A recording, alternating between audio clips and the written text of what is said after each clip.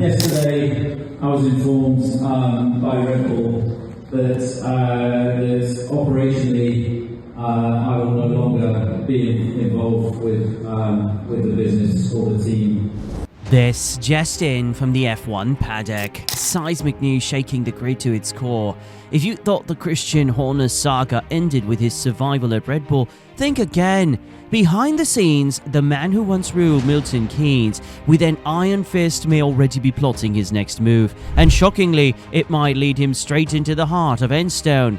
Christian Horner, the longest-serving team principal in Formula One, the architect of Red Bull's era-defining dominance, the controversial figure at the center of one of the most explosive scandals the sport has seen in decades.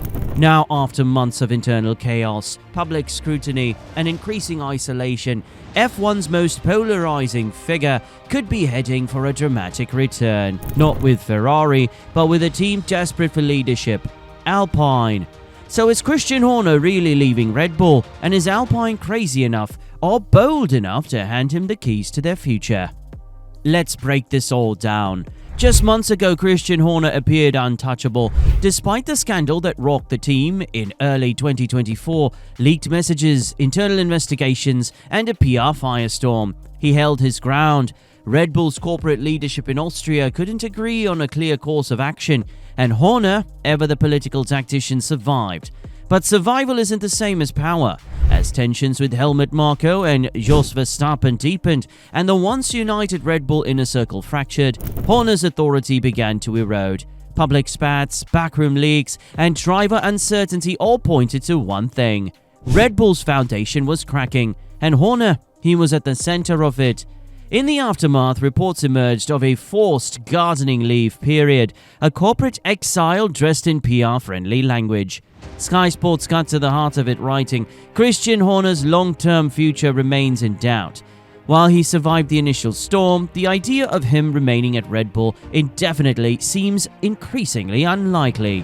And now, that gardening leave could become a launchpad. Why Alpine? Let's be brutally honest, Alpine is a mess, a revolving door of management, a team hemorrhaging talent, a works outfit without identity or direction. The race describes Alpine's situation bluntly. Alpine has been a rudderless ship for several seasons now. Multiple managerial changes, poor strategic vision, and a lack of technical cohesion have left the team stagnating. And in the vacuum, Horner sees opportunity. He wouldn't be walking into a championship contender, but into a team hungry for leadership and transformation. A team with manufacturer backing. A team with a storied history under the Renault name and untapped potential. One insider reportedly told Sky Sports, Alpine knows it can't continue with the status quo. Bringing in someone like Horner would be a statement of intent, a total reset. That's exactly the kind of project Horner might crave. A clean slate, a new empire to build. Ferrari's name has also been thrown into the mix because, of course it has, every major F1 story eventually leads to Maranello. But there's one major problem, Fred Vasseur. He's still firmly in place, and despite Ferrari's rollercoaster performance, he has the trust of John Elkann and the Agnelli family. At least for now. Unless Vasseur walks or results nosedive, Ferrari is unlikely to make a leadership change before 2026, says the race.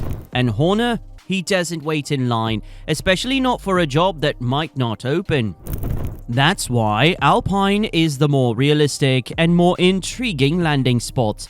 It's a team that would hand him total control, no legacy politics, no cultural minefields, just a blank canvas.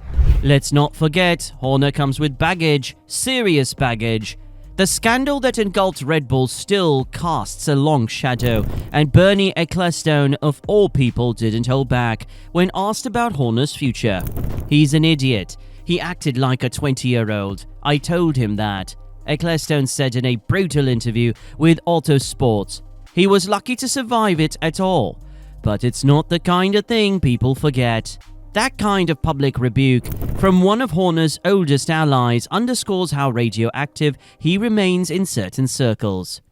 So the question is, does Renault have the appetite for controversy, or are they so desperate that they're willing to bet everything on Horner's ability to revive their F1 project? Sky Sports hinted that talks may already be underway. There have been quiet discussions between intermediaries connected to both parties.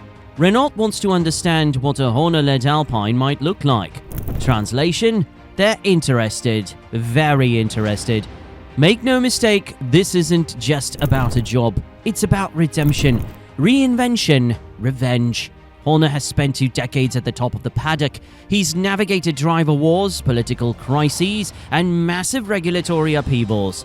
He knows how to win. He knows how to build. And if Red Bull was truly shutting the door on him, he will be motivated like never before. As the race puts it, Christian Horner's skill isn't just managing a race team, it's building ecosystems of success. From technical recruitment to media control to driver development, he created a machine at Red Bull. That's exactly what Alpine lacks, and exactly what Horner knows how to construct. His network with F1, engineers, strategists, sponsors is still unmatched. Even after the scandal, his connections run deep. The risk is high, but so is the upside. Timing matters, and 2026 could be the perfect reset. That's when F1 introduces sweeping regulation changes, new power units, new aero rules, and for Alpine, potentially a new identity. Imagine launching that new era under Horner's leadership. Imagine the statement it would make. The race noted this very dynamic. If Alpine is serious about being more than just a midfield team, 2026 is the moment. Horner's arrival would send a signal to the paddock and potential talent that this is a team ready to compete at the front again. It's a calculated gamble, but perhaps the only one left. This move wouldn't just shake up management, it could trigger a driver market earthquake. Pierre Gasly's contract is up for renewal soon, and Esteban Ocon is already confirmed to be leaving the team. Horner might bring his own favorites, maybe even poach from the Red Bull driver pool, someone like Liam Lawson, who remains underutilized. And don't discount the wild card, Daniel Ricciardo. Horner has always had a soft spot for him. Could Alpine become the site of a Ricciardo reunion? Sky Sports teased the possibilities. If Horner arrives, expect Alpine's driver lineup to be completely reshaped. He won't settle for mediocrity. The political dynamics could shift overnight. It's not official, not yet, but all the ingredients are there. A disgraced leader looking for redemption, a floundering team desperate for direction, a looming regulation shift that opens the door to reinvention, and most importantly, a paddock still obsessed with Christian Horner, whether they love him or loathe him. In the words of the race, you don't keep someone like Horner on the sidelines for long. F1 is too political, too volatile. His return is inevitable. The only question is, will Alpine pull the trigger, or will another team beat them to it? Christian Horner's story isn't over. If anything, this might be the most compelling chapter yet. Whether he lands at Alpine or somewhere else, one thing is clear. You don't spend 2 decades at the top of F1 and fade quietly into the background. Especially not someone like Horner. But we want to know what you think. Will Alpine take the risk? Is Horner the right man to rebuild their broken team? Or is this just the calm before another F1 political storm? Let us know in the comments, and if you enjoyed this video, hit like, subscribe to the channel, and turn on the notification bell for more insane videos from the F1 Racing Newsroom.